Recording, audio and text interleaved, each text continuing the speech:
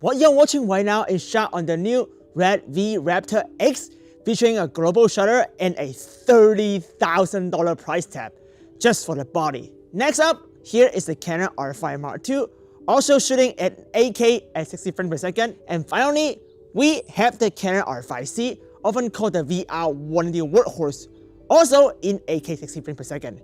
It's currently the most affordable option, especially with the R5 Mark II is released. This is an immersive 180 video and is best experienced on your Apple Vision Pro or the new Meta Quest 3S.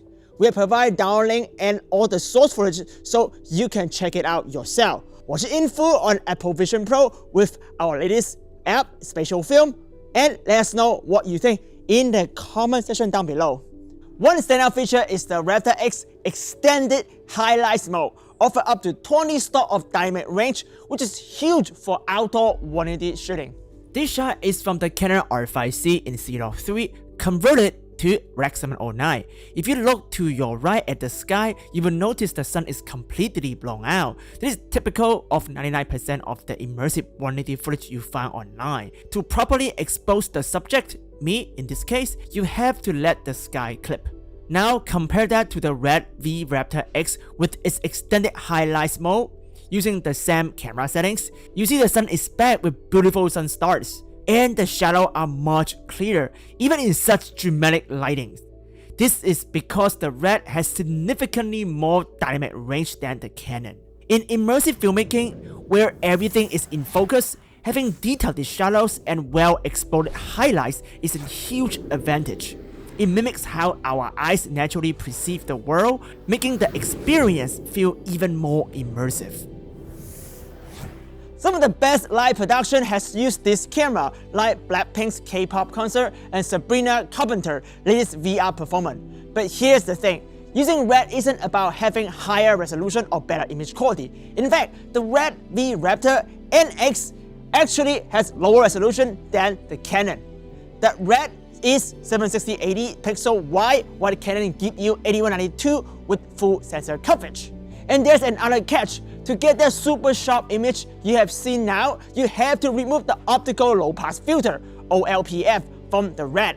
But when you do that, the camera isn't ideal for traditional 2D filmmaking anymore, so it's a big commitment. That being said, RED is still the only camera that can output 8K RAW live thanks to the RED Connect feature, making it the go-to choice for live broadcasts, at least until Blackmagic finally released their 16K Ursa immersive camera, whenever that happens. The RED is built like a tank, is super reliable, has insane dynamic range, and delivers great low-light performance. Speaking of which, let's check out some low-light samples right now.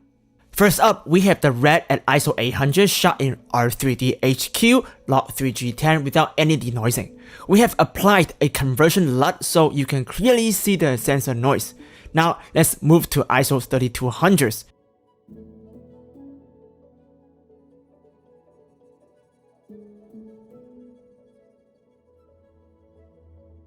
And finally, here is ISO 6400.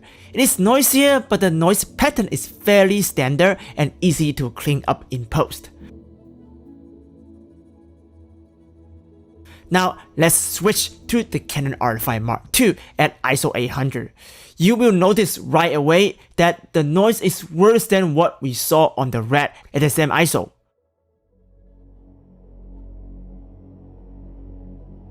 Moving to ISO 3200, interestingly, there's less noise compared to ISO 800. This isn't surprising since the R5 Mark II has a dual ISO sensor, with the first base ISO likely at 400, not 800. Finally, there's ISO 6400, and as you can see, it is not usable compared to the RED at this level. Next, we have the Canon R5C in C.3 at ISO 800. Generally speaking, C.3 handles noise better than C.2 in Canon RAW LT, so I recommend use C.3 in low light condition. Here is ISO 3200. The R5C's base ISO performs well in low light, but it still doesn't match the RED. And at ISO 6400, it's clear that this isn't usable at all for immersive filmmaking, as the noise will impact the stereo 3D effects. So if your RED is black shaded, its low-light performance is going to be outperform any Canon camera. We recommend using the RED for low-light immersive filmmaking, especially when you don't have controlled lighting. So, would I recommend buying the RED V-RAPTOR X for professional immersive 180 filmmaking? Honestly, no. It's just too expensive for a medium that hasn't yet proved itself as a distribution success. It's a tough sell. But would I rent it for production? Absolutely, especially for a concert, live sport event, or VR180 virtual production. This camera shine in those areas. At the end of the day, we are not here to tell you what to buy. We are here to give you the tools, the footage, and the tests so you can make your own informative decision. Take a closer look at the sample footage we have provided and examine every pixel. Watch it on your Vision Pro and the Meta Quest 3. Enjoy your own conclusion. We have got more RED V-RAPTOR X tutorial on the way.